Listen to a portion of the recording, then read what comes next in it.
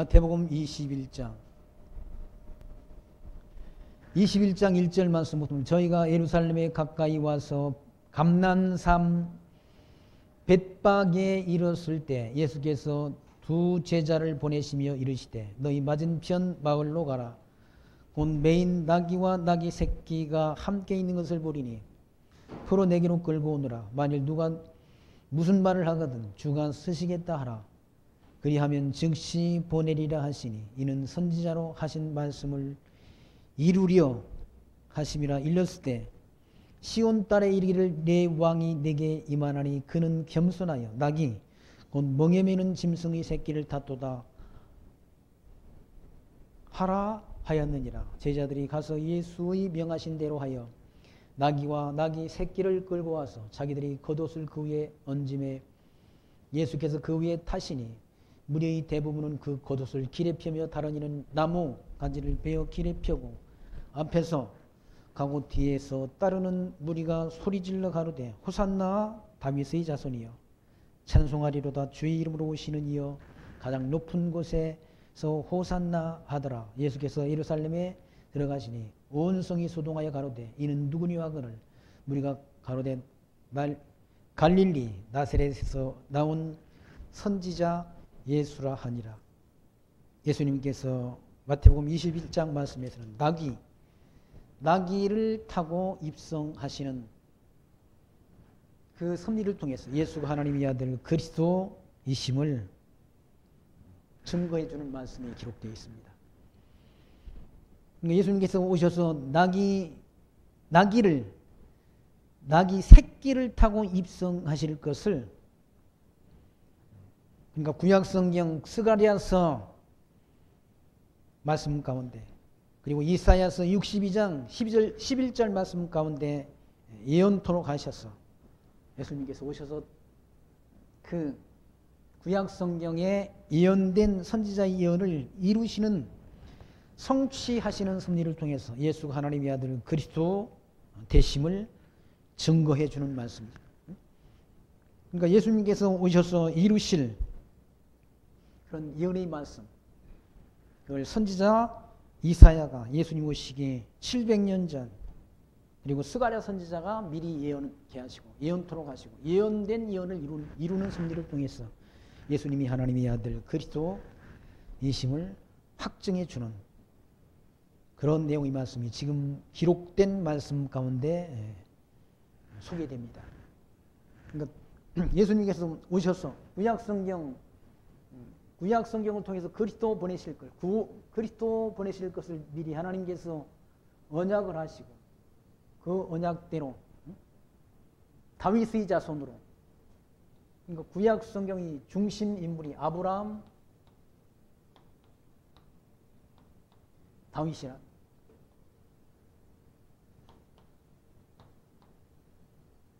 그러니까 유다 지파를 통해서 아브라함의 후손 유다 지파를 통해서 왕이 나온다라고 하나님 미리 이미 창세기 49장 10절을 말씀을 통해서 예언토록 하시고 예언된 대로 이루셨다. 그러니까 눈먼 소경이 예수 집을 향해 부르되 다윗의 자손 예수여라고 부른다. 다윗, 유다 지파를 통해 나온 구약 시대의 그런 통치자 다윗을 통해서 다윗의 자손 예수 그리스도의 세계라고, 다윗의 자손이여라고 예수님을 부른다는 거예요.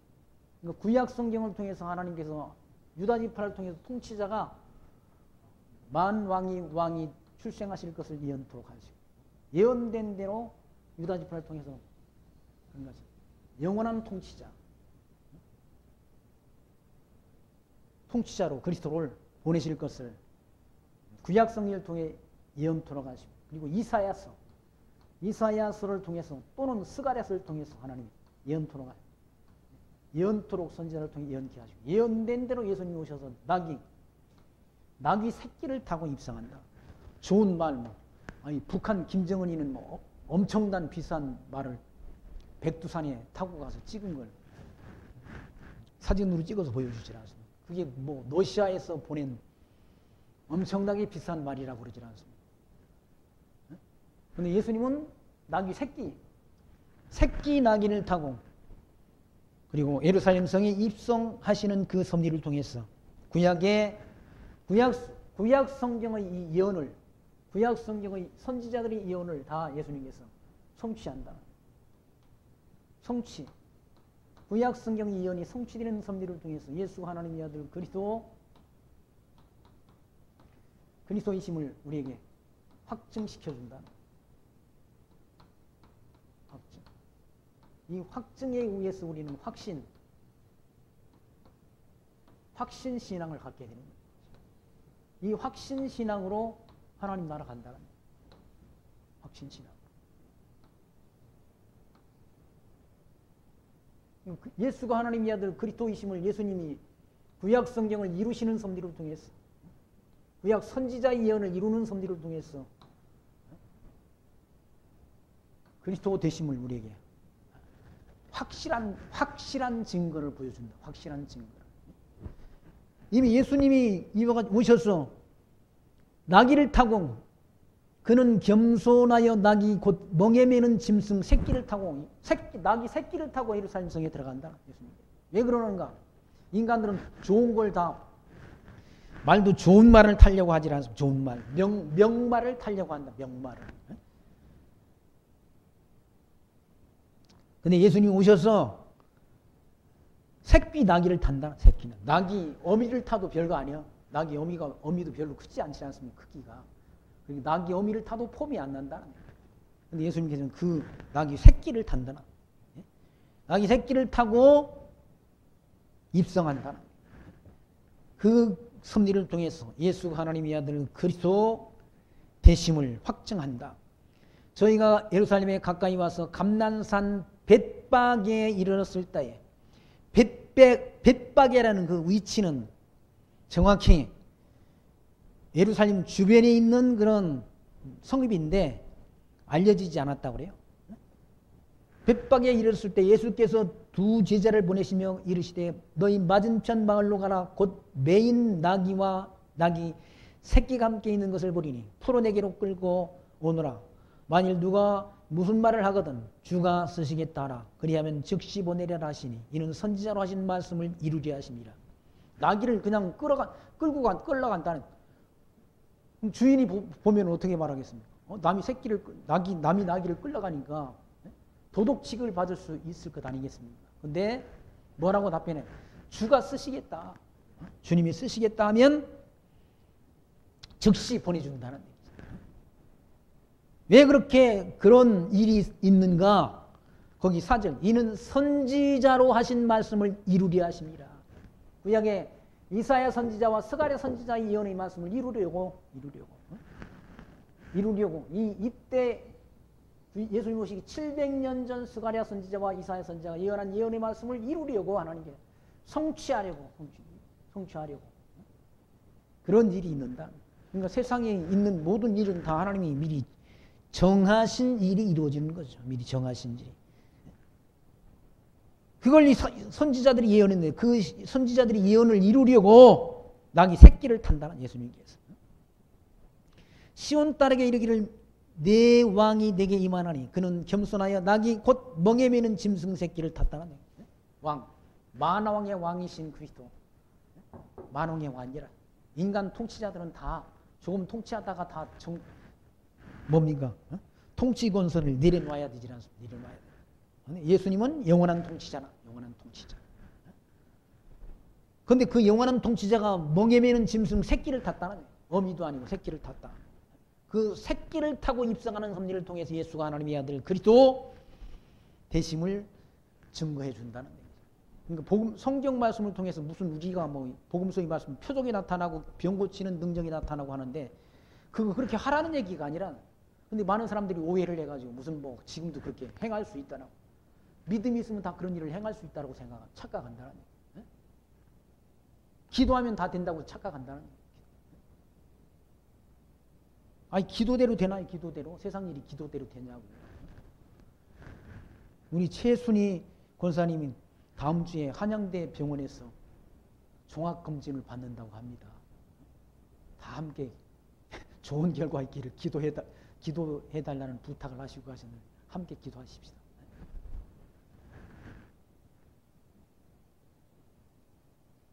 예수님께서 이와 같이 낙이 새끼를 끌고 와서 타셨다는 거예요. 왜? 구약 성경의 예언을 이루려고. 7절 나귀와 새끼 나귀를 끌고 와서 자기들이 겉옷을 그 위에 얹음에 예수께서 그 위에 타시니 무리의 대부분은 그 겉옷을 길에 펴며 다른 이는 나무가지를 베어 기내 펴고 앞에 가고 뒤에 따르는 무리가 소리질러 가로되 호산나 다윗의 자손이여 찬송하리로다 주의 이름으로 오시니여 가장 높은 곳에 호산나 하더라. 예수님께서 누구의 자손으로요?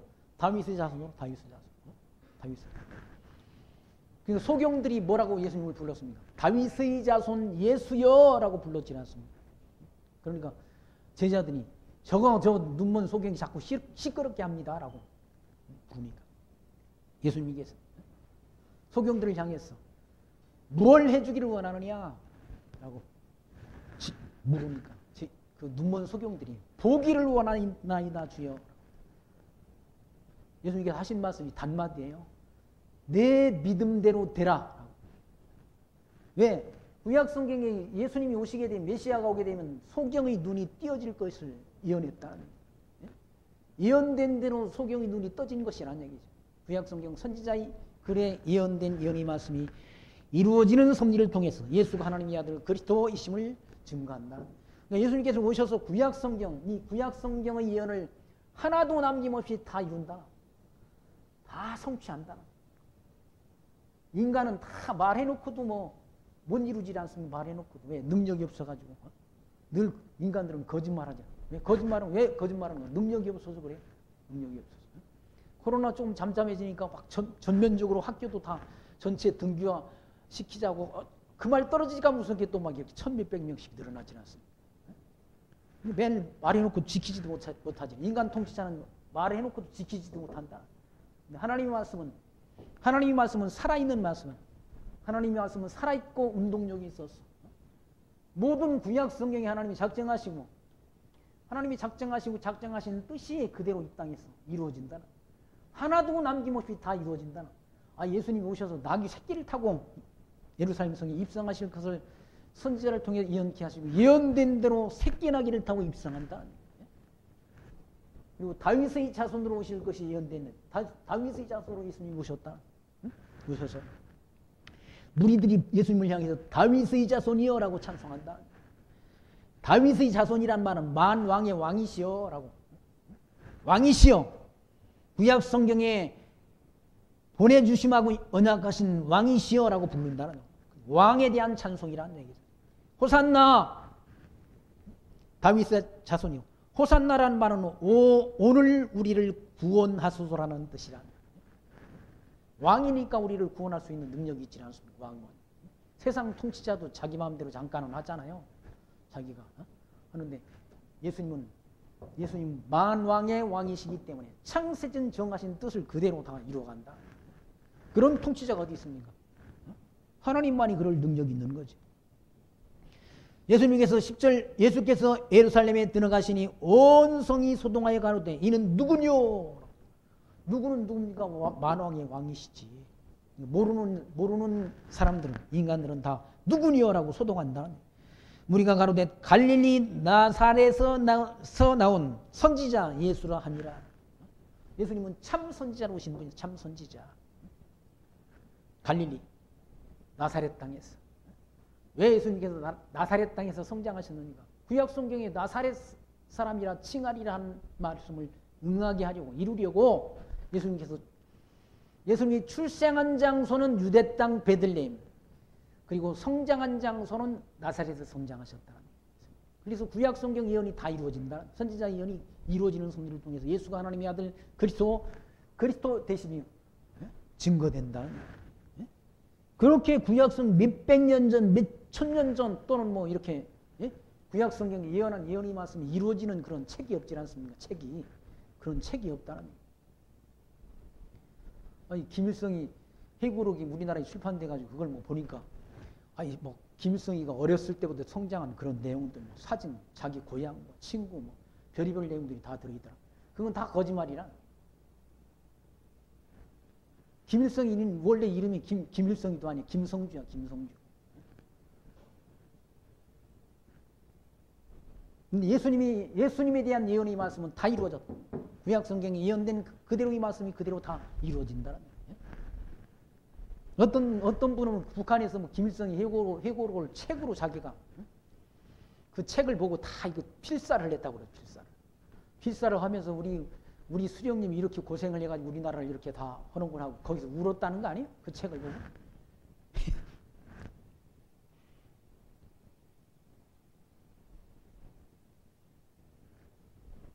이 성경, 이 하나님의 말씀은 그대로 구약 성경에 기록된 말씀이 신약 성경을 통해서 그대로 성취된다.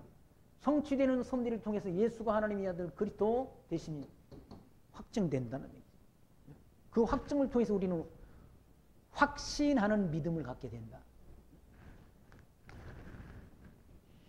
12절 말씀 보시면 예수께서 성전에 들어가서 성전 안에 매매하는 모든 자를 내어쫓 주심에 돈 바꾸는 자들이 상과 비둘기 파는 자들이 의자를 둘러부시고 저에게 이르시되 기록된 바 내 집은 기도하는 집이라 일컬음을 받으리라 하였거늘 너희는 강도의 구려를 만드는도다 하시니라. 소경과 전언자들이 성전에서 예수께 나오며 고쳐주시니 대제사장들과 서기관들이 예수의 하시는 이상한 일과 또 성전에서 소리질러 호산나 다윗의 자손이여 하는 아이들을 보고 분하여 예수께 말하되 저희의 하는 말을 듣느니요. 예수께서 가라사대 때 그렇다.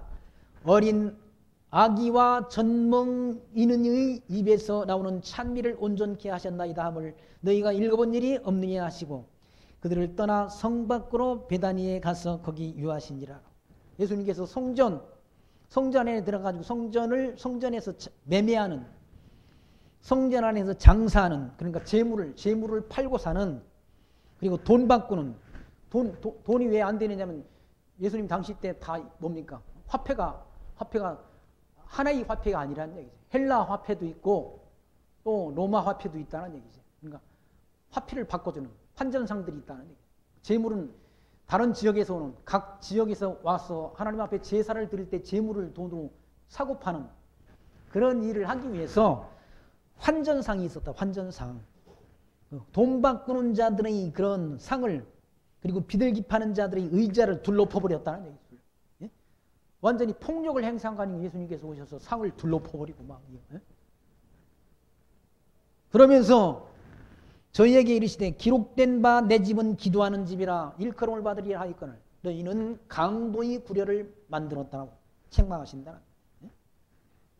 이사야서 56장 7절에 있는 말씀 또는 에레미야서 7장 12절에 있는 말씀을 인용했어. 이와 같이. 그러니까 그 상을 둘러푸실 것도 다 구약 성경에 예수님께서 예수님이 행하실 일까지도 다 기록되어 있다는 얘기죠. 기록된 바 내 집은 기도하는 집이라. 성전이 누구의 집이라고요? 예수님의 집이라는 얘기죠. 하나님의 집이라는 얘기죠. 그런데 강도의 소굴로 만든다. 강도의 소굴. 돈 바꾸는 자들이 막 그 뭡니까? 아니 성전 안에서 매매하고 돈 바꾸는 사람들이 그 뭡니까? 장사꾼의 소굴을 누가 만들었습니까? 누가 만들었겠어요? 대제사장이나 이런 서기관 이런 자들이 장사꾼의 소굴을 만든 거죠. 왜 성전 안에다 그걸 장사하게 하냐고. 성전 밖에서 하게 했지. 성전 안에서 그 장사하려면 그 뭐 장사하는 그 상 그 뭡니까? 그걸 자기들이 성전 안에서 장사할 수 있도록 다 제사장한테 뭐 뇌물 갖다 주고 다 했을 것 아니겠어요? 뻔한 일 아닙니까? 그거? 어려운 일 아니지 않습니까? 그런 좋은 위치에서 사업을 하려면 다 돈 갖다 주고 다 했을 것 아니겠습니까? 장사꾼이 소굴로 누가 만드는가? 대제사장이 만들었다. 성전 관리자들이 만드는 것이죠. 이렇게. 그래서 그 상을 다 둘러부시고 너희는 강도의 구려를 만드는도다 하시니 책망했다. 강도의 속을. 지금도 교회당 안을 다 강도의 속을 만들어가지고 교회당을 막 팔고 사고 성도 수를 계산해가지고 팔고 교회당을 팔아넘기고 다 하지 않습니까 지금? 11조 내는 사람이 가구가 몇 가구다 해가지고 다 계산해가지고 팔고 산다는. 그리고 자기가 은퇴할 때가 되면 후임자를 해가지고 후임자한테 그 교회 후임자한테 웃돈을 받고 또 넘긴다는 교회다. 이게 편법을 쓰는 거예요. 그렇게 편법을 써가지고 우리 교회당의 수입이 얼마고 사회비를 얼마 받는데 권리금을 나한테 줘라. 내가 넘겨주겠다. 후임자로 넘겨주겠다 해가지고 다 그렇게 약속하고 넘겨주는 그런 방식도 있다는 기발한 방식으로 교회를 돈을 받고 그러니까 목사 당회장의 직임을 팔아넘기는 거죠. 그렇게 은퇴하기 전에 그게 장사꾼 소굴 아니에요? 장사꾼 소굴.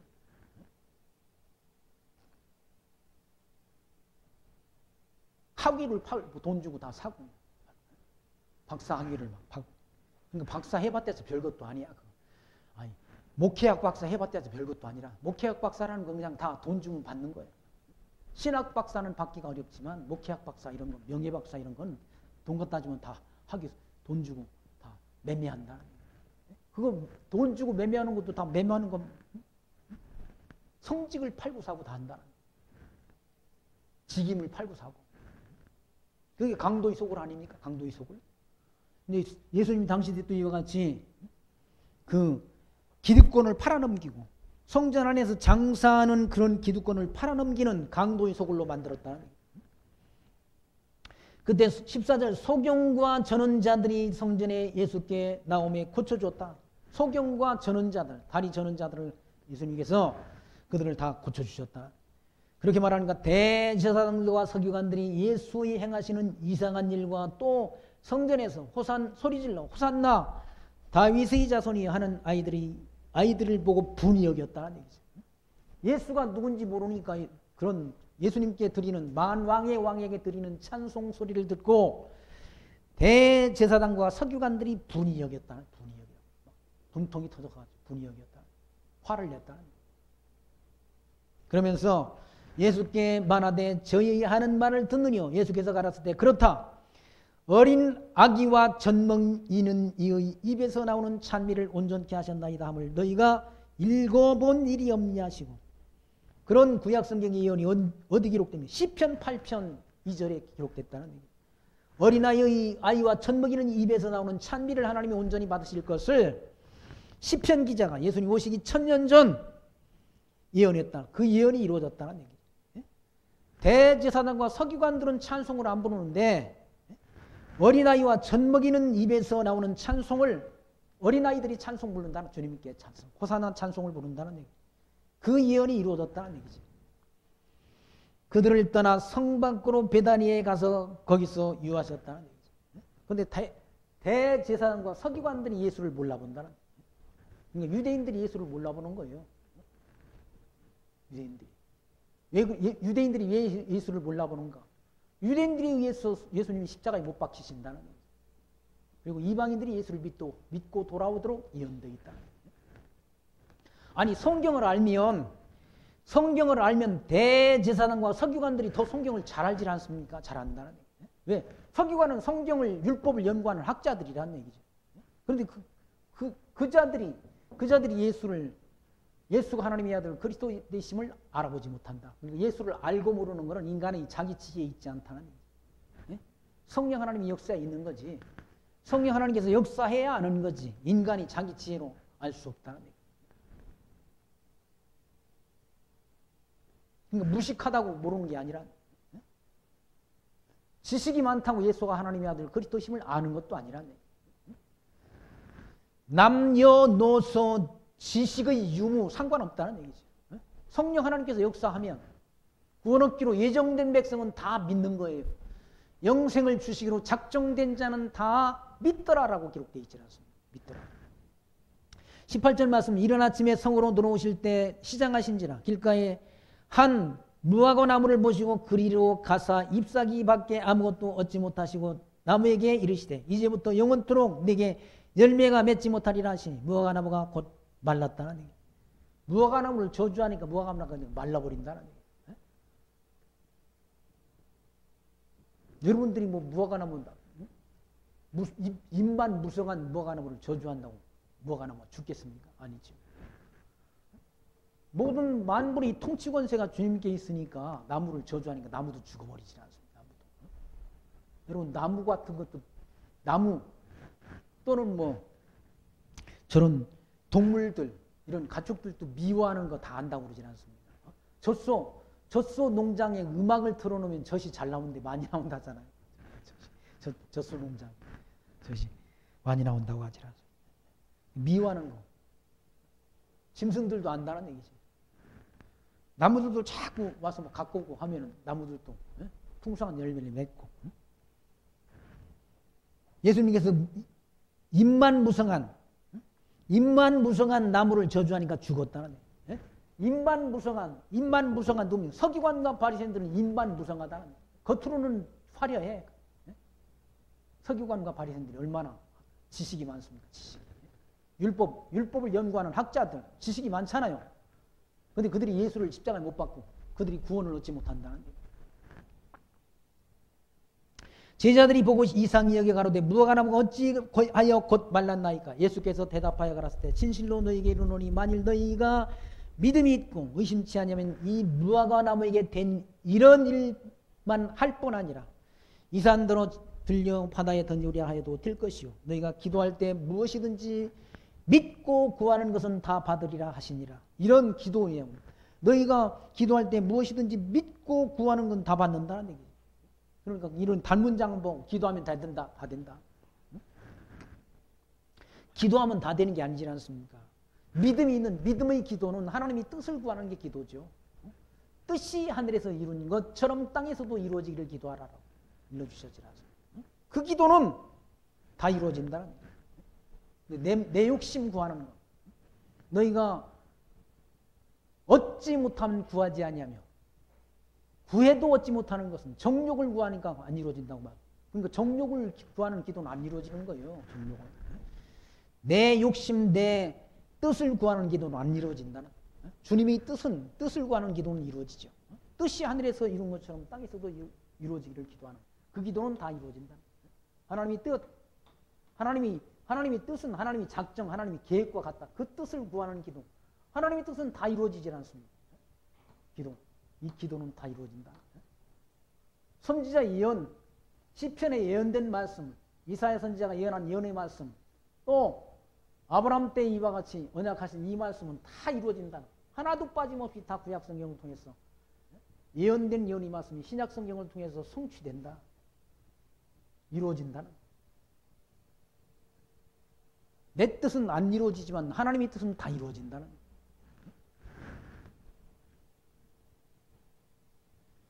23절 예수께서 성전에 들어가서 가르치실 때 대제사장들과 백성의 장로들이 나와 가로되 무슨 권세로 이런 일을 하느니요? 또 누가 이 권세를 주었느니요? 예수께서 대답하시되 나도 한 말을 너희에게 묻으리니 너희가 대답하면 나도 무슨 권세로 이런 일을 하는지 이르리라.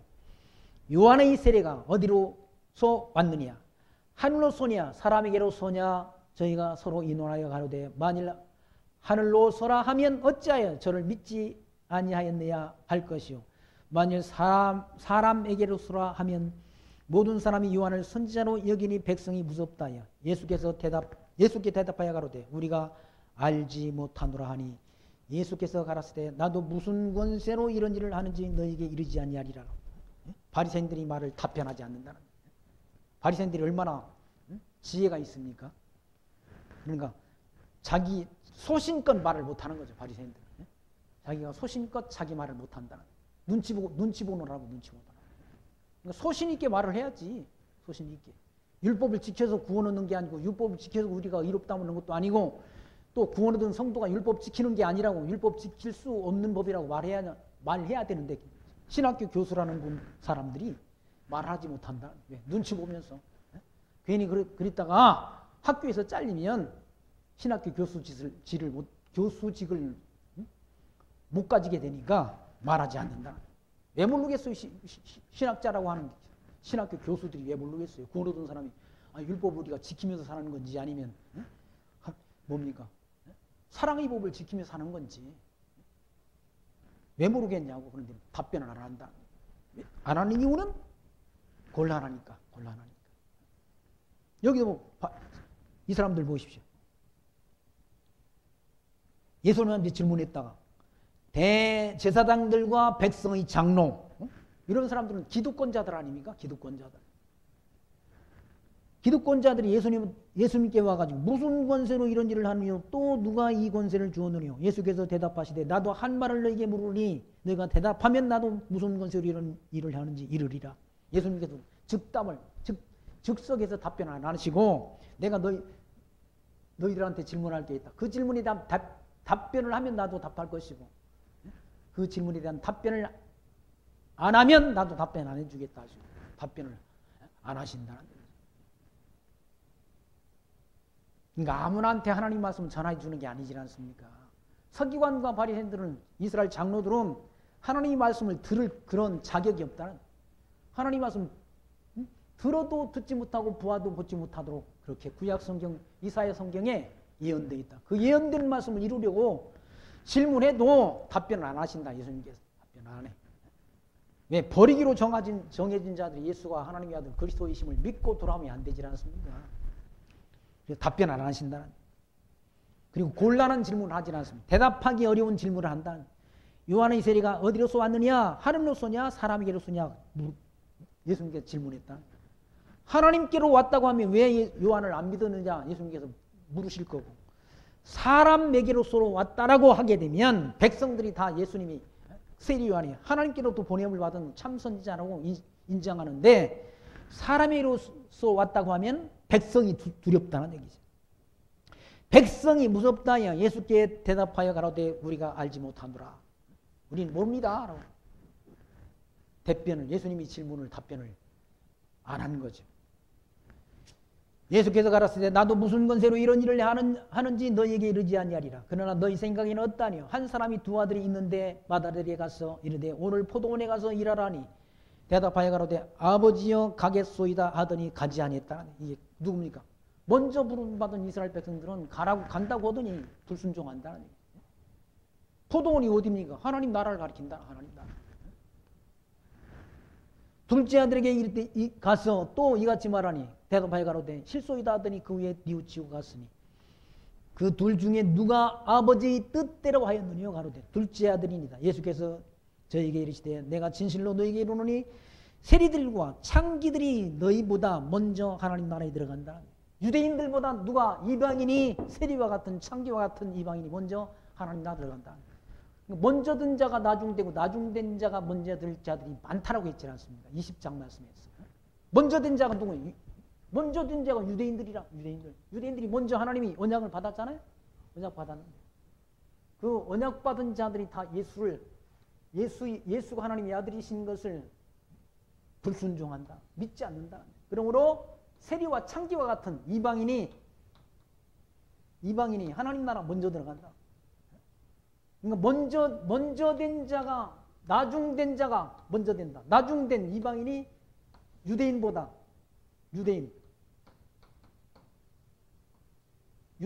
먼저 구원을 얻는다는 얘기죠. 먼저 된 자가 나중되고 나중된 이방인이 유대인보다 먼저 구원을 얻는다는 그 말씀을 하는 거야. 20장 말씀이 그런 말씀 있었나요? 19절 말씀. 거기 19장 30절. 그러나 먼저 된 자로서 나중되고 나중된 자로서 먼저 될 자가 많다라고 기록되어 있잖아요. 그 말씀이 그 말씀이라는 얘기죠. 먼저 된 자가 먼저 부름받는 유대인들이 나중된다. 이해되셨습니까? 나중된다는. 그리고 나중 부름받은 이방인들이 유대인보다 먼저 구원을 얻는다는 얘기죠. 그 말씀이시라. 그 말씀 가지고 일반 나중 믿은 그런 집사가 먼저 믿은 집사보다 믿음이 좋은 걸 보고 또 그걸 그런 식으로 거기다 갖다 붙여가지고 말하는 분들이 있다. 그게 아니란 얘기예요. 먼저 부름받았던 유대인들이 이스라엘 백성들이 예수를 십자가에 못 박고 예수님을 거부함으로 이방인이 먼저 구원을 얻게 되고 그리고 나중에 유대인들이 구원을 얻게 된다. 그 맏아들을 불러다가 포도원에 들어갔는데 한다고 그래놓고 안 했다. 불순종했다. 유대인들이 불순종한다는 얘기죠. 근데 둘째 아들은 안 한다고 그러더니 또 가서 실소이다 하더니 그 위에 뉘우치고 갔다는 얘기. 그러면서 31절 그 둘 중에 누가 아버지의 뜻대로 하였느냐 가로되 둘째 아들입니다. 예수께서 저에게 이르시되 내가 진실로 너에게 이르노니 세리들과 창기들이 너희보다 먼저 하나님 나라 들어가리라. 유대인들 너희들은 이스라엘 장로 대제사장 너희들은 하나님 나라 지금 못 들어간다는 얘기예요. 나중 들어간다는 얘기예요. 요한이 의의 도로 너희에게 왔거늘 너희는 저를 믿지 아니하였으되 세리와 창기는 믿었으며 너희는 이것을 보고도 종시 뉘우쳐 믿지 아니하였도다 라고. 유대인들이 대제사장들이 안 믿어 예수를 안 믿는다는 얘기예요. 그러므로 저주받아서 세리와 창기와 같은 그런 이방인들이 구원을 얻는다는 얘기예요. 요한복음 말씀 가운데 있지 않습니까? 수가성 우물가에 있던 그 여인이 누구니까? 이방인이지 않습니까? 이방인. 그 이방인이 예수를 믿고 구원을 얻는다는 얘기예요. 유대인들은 예수를 저버려요. 예수를 배척하고. 33절 어떤 분들은 막 성경을 또 원어로 봐야 된다. 원어로 봐야 성경을 바르게 해석할 수 있다라 그렇게 주장하면서 원어 성경을 주장한다. 아니 원어로 따지면 원어를 아는 걸로 따지면 유대인들만큼 원어를 잘하는 사람 누가 있어? 내가 그런 분들한테 질문을 하고 싶어. 유대인들만큼 원어를 잘하는 분이 누가 있냐고요? 그런데 왜 예수를 십자가에 못 박냐고 유대인들이. 말이 되는 소리를 해야지. 말이 되는 말. 아무리 지금 우리가 원어를 배워가지고 신학교에서 공부를 한다고 유대인들만큼 원어를 잘 알아요? 잘 알 수 없지 않습니까? 유대인들이 예수를 배척하지 않습니까? 그게 누구 뜻대로 된 거예요? 하나님 뜻대로 되는 거야. 하나님 뜻대로. 아니 선교사님들이 오셔가지고 한글 성경, 이 한글이 아주 표현력이 풍부하다고 그러지 않습니까? 한글을 배워가지고 선교사님들이 한글을 배워가지고 우리나라 최초에 왔던 헐버트 선교사라는 분이 국문학 박사 1호라는 1호. 한글을 연구해가지고 한글 띄어쓰기를 처음 시행한 분이 헐버트 선교사. 그분이 한글을 배워가지고 중국어 성경을 한글로 번역하고 그런 번역 작업들을 다 해놨지 않습니까? 이 한글 개혁 성경 이거 가지면 한글 성경 가지면 얼마든지 예수가 하나님의 아들 그리스도이심을 하나님이 살아계심을 믿기에 부족함이 없도록 다 확실하게 번역을 해놨다는 얘기죠. 아니 종교개혁자 그러니까 루터도 구약 성경 그때 당시 성경을 루터가 자국어 독일어로 번역을 해가지고 원어로 성경을 보도록 한 것이 아니라 자기 나라의 언어로 번역을 했어요. 독일어의 통일을 루터가 이뤘다고 그러지 않습니까? 근데 무슨 원어를 봐야 성경을 안다고. 아니 원어를 알면 유대인들처럼 원어를 잘하는 그런 사람들이 있을 수 있냐고요. 왜 예수를 원어를 그렇게 잘하는 유대인들이 왜 예수를 십자가에 못 박았냐 그 말씀인 거죠. 제가 하는 말은. 하나님이 정하지 않았기 때문에 그렇다는 거예요. 버리기로 정했기 때문에. 성경은 우리가 66권을 다 알아야 구원 얻습니까? 아니지 않습니까? 예수님이 한편 강도는 예수님 십자가에 못 박힐 때 저주했지 않습니까? 예수님을 저주했는데. 한편 강도는 오른편 강도는 그 예수님을 정죄하는 그 죄인을 나무라면서 우리가 범죄한 범죄의 대가로 이 고난을 당하는데 저분은 아무 죄가 없으신 분이다 라고 예수님을 변호하면서 예수님께 부탁한 부탁이 뭡니까? 예수님 당신이 나라가 임할 때 나를 기억해달라고 부탁드렸지 않습니까? 예수님이 하신 말씀이 뭡니까? 네가 정녕 오늘 나와 함께 낙원에 이르리라라고 말씀합니다. 낙원이 곧 하나님 나라라. 성경을 다 알아야 구원 얻는 게 아니라 예수가 하나님의 아들 그리스도이심을 믿는 성도는 다 구원 얻도록 되어 있다는 거예요. 또다시 예수님께서 포도원의 비유를 말씀한다. 다시 한 비유를 들으라. 한 집 주인이 포도원을 만들고 산으로 두르고 거기 집자는 구유를 파고 망대를 짓고 농부들에게 새로 주고 타국에 갔더니 실과 때에 가까움에 그 실과를 받으려고 자기 종들을 농부들에게 보내니 농부들이 종들을 잡아 하나는 심히 때리고 하나는 죽이고 하나는 돌로 쳤거늘 다시 다른 종들을 처음보다 많이 보내니 저희에게도 그렇게 한지라. 위에 자기 아들을 보내며 가로되 저희가 내 아들을 공경하리라 하였더니 농부들이 그 아들을 보고 서로 말하되 이는 상속자니 자 죽이고 그의 유업을 차지하자 하고 이에 잡아 포도원 밖에 내어 쫓아 죽였느니라.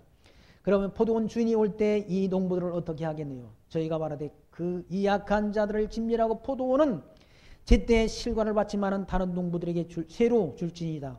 예수께서 가라사대 너희가 성경에 건축자들의 버린 돌이 모퉁이의 머릿돌이 되었나니 이것은 주로 말미암아 된 것이요 우리 눈에 기야도다 함을 읽어본 일이 없느냐.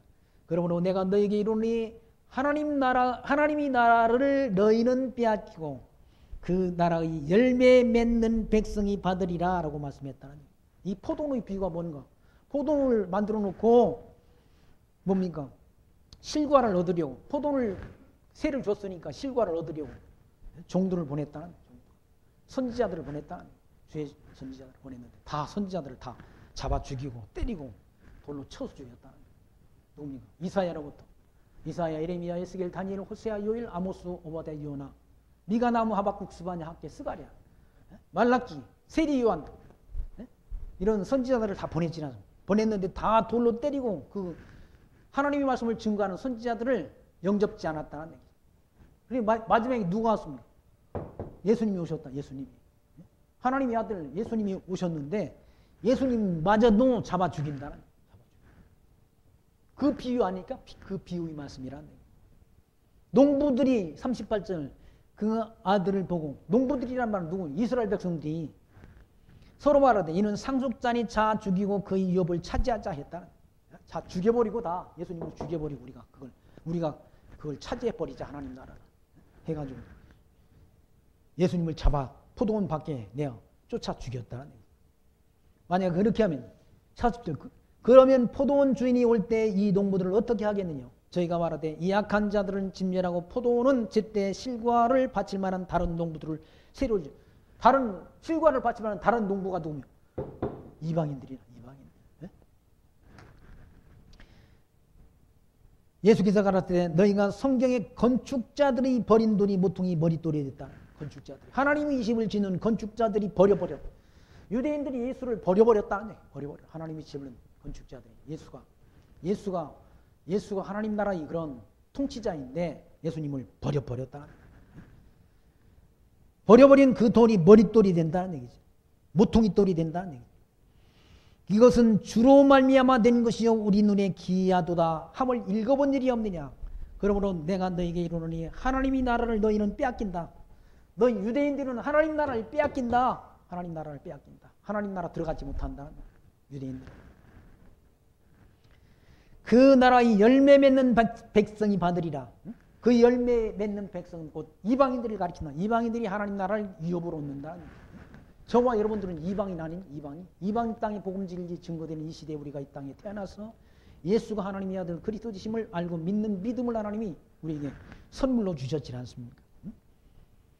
이 돌 위에 떨어지는 자는 깨어지고 이 돌이 사람 위에 떨어지면 저를 가루로 만들어 흩으리라 하시니 그 돌 위에 떨어지는 자는 다 뭡니까? 깨어진다는 얘기예요. 그리고 저를 가루로 만들어 흩어버린다는 얘기예요. 유대인들을 다 하나님이 예수님께서 흩어버리지 않습니다. 그렇게 예수님이 말씀하시니까 대제사장들과 바리새인들이 예수의 비유를 듣고 자기들을 가르쳐 말씀하신 줄 알았다. 그리고 눈치는 있잖아요. 자기들한테 한 말이라는 걸 자기들이 알잖아요.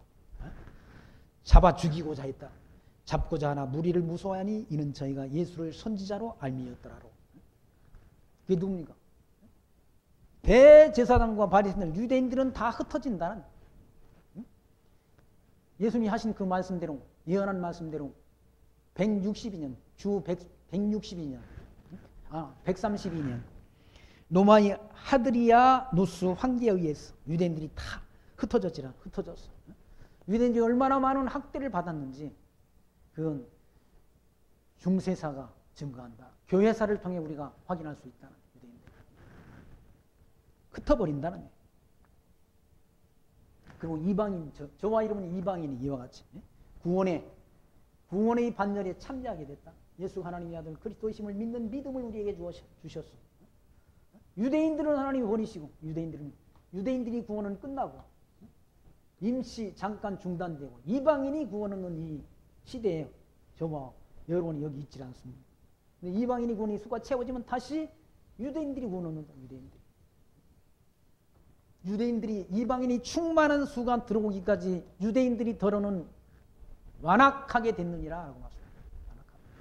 완악하게 돼서 예수를 영접지 않는다는 얘기예요. 하나님 나라를 거기 43절 말씀 보시면 그러므로 내가 너희에게 이르노니 하나님의 나라를 너희는 빼앗기고 유대인들은 하나님 나라를 빼앗긴다는 얘기죠.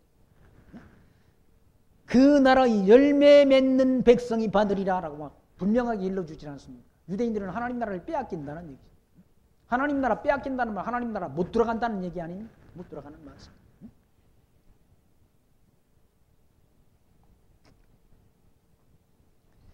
22장 1절 말씀에서는 예수께서 다시 비유로 대답하여 가라사대 천국은 마치 자기 아들을 위하여 혼인잔치를 베푼 어떤 임금과 같다는 그 종들을 보내어 그 청한 사람들을 혼인잔치에 오라 하더니 오기를 싫어하거늘 다시 다른 종들을 보내며 가로되 청한 사람들에게 이르기를 내가 오찬을 준비하되 나의 소와 살찐 짐승을 잡고 모든 것을 갖추었으니 혼인잔치에 오소서 하라 하였더니 저희가 돌아보지 않고 하나는 자기 밭으로 하나는 자기 상업차로 가고 그 남은 자들은 종들을 잡아 능욕하고 죽이니 임금이 노하여 군대를 보내어 그 살인한 자들을 진멸하고 그 동네를 불사르고 이에 종들에게 이르되 혼인잔치는 예비되었으나 청한 사람은 합당치 아니하니 사거리 길에 가서 사람들을 만나는 대로 혼인잔치에 청하여 오느라 한데 종들이 길에 나가 악한 자나 선한 자나 만나는 대로 모두 데려오니 혼인잔치에 손이 가득한지라 임금이 손을 보러 들어올수에 거기서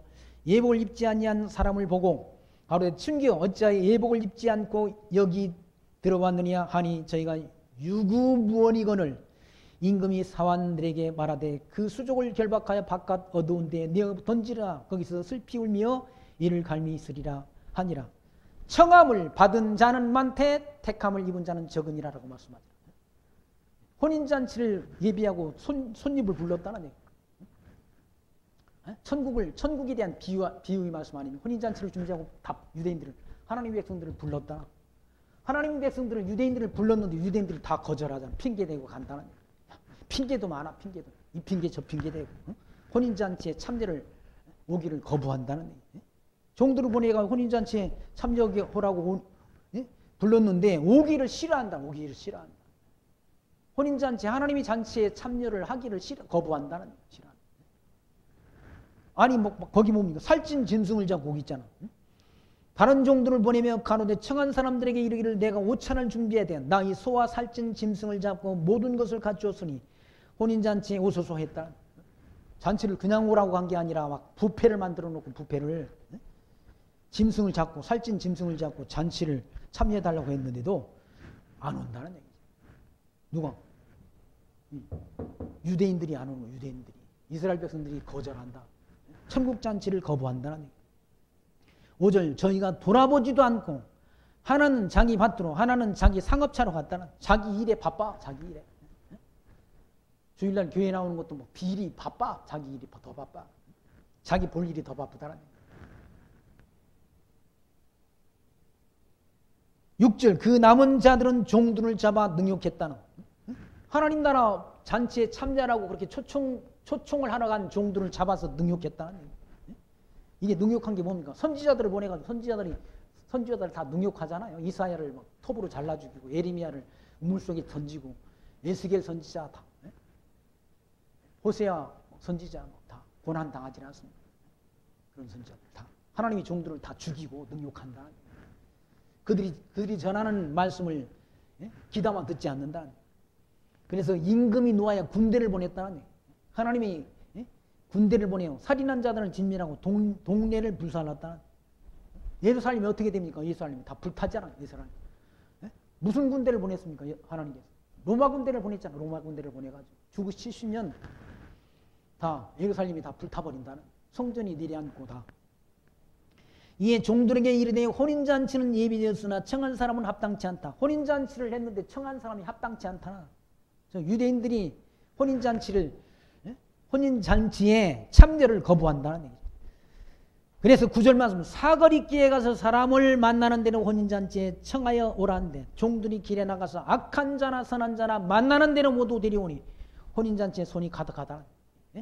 이게 이방인이더라. 이방인들 만나는 자마다 다 데려와가지고 교회당 안에 차고 넘친다는. 교회당 안에 차고 넘친다고 다 그 사람들이 구원 얻습니까? 교회당 안에 차고 넘친다고 다 그 사람들이 구원 얻느냐고요.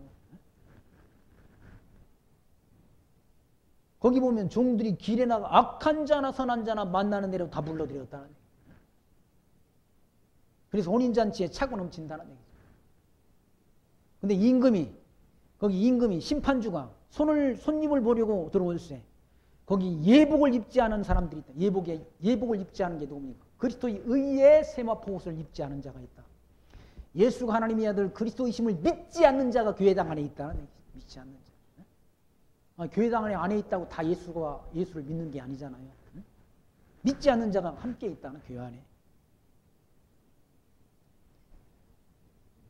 그 사람을 보고 12절 가로되 친구여 어찌하여 예복을 입지 않고 여기 들어왔느냐 하니 저가 유구무어리거늘 임금이 사환들에게 말하되 그 수족을 결박하여 바깥 어두운 데 내어 던지라. 바깥 어두운 데거든요. 지옥으로 들어간다. 지옥으로. 거기서 슬피 울며 이를 갈미 있으리라 하니라 라고 말씀하면서 마지막에 뭐라, 청함을 받은 자는 많되 택함을 입은 자는 적다는 얘기죠. 그러니까 구원 얻기로 예정된 백성은 적다는 얘기죠. 청함을 받은 자는 많아. 교회당 안에 차고, 이단들은 뭐 이상한 교회당 거기 차고 넘친다는 얘기죠. 오히려 이상한 이론을 전하는 교회당이 차고 넘쳐도 사람들이 많다는 얘기죠. 왜? 예수 믿으면 복 준다고 그러니까. 예수 믿으면 병이 고쳐진다고 말하니까 차고 넘친다는 얘기죠. 그런 데일수록 교회당 안에 차고 넘치지 않습니까?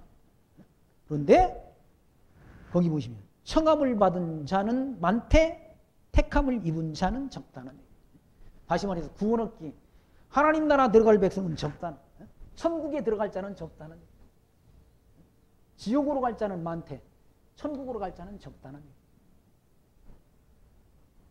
얘기죠. 이방인이, 유대인들이 이와 같이 예수를 십자가에 못 박고 대제사장과 서기관들이, 유대인들이 예수를 거부함으로 이방 땅에 이방인들이 구원을 얻게 된다는 거예요.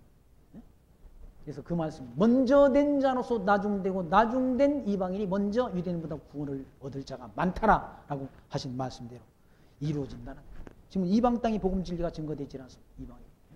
이방인이 충만한 수가 들어오기까지 유대인들이 더러는 완악하게 됐다라고 사도 바울이 로마서 11장 이 말씀을 통해서 우리에게 증거해 주었지 않습니까? 그대로 이루어진다.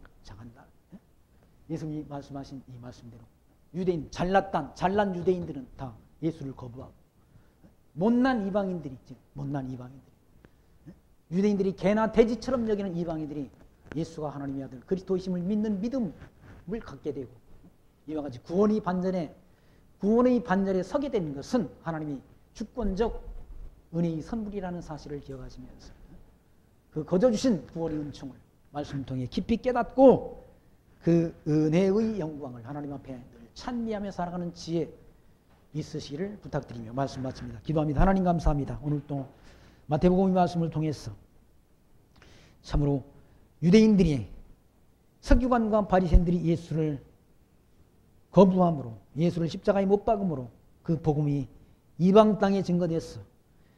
이방인들이 구원 얻는 이 시대에 우리를 이 땅에 나게 하시고 예수가 하나님의 아들 그리스도 되심을 아는 믿음을 우리 심령 속에 담아주셔서 그 믿음으로 영원한 하나님 나라의 기업을 얻게 하셨다는 사실을 말씀을 통해 다시금 확증 얻게 하신 하나님 감사합니다.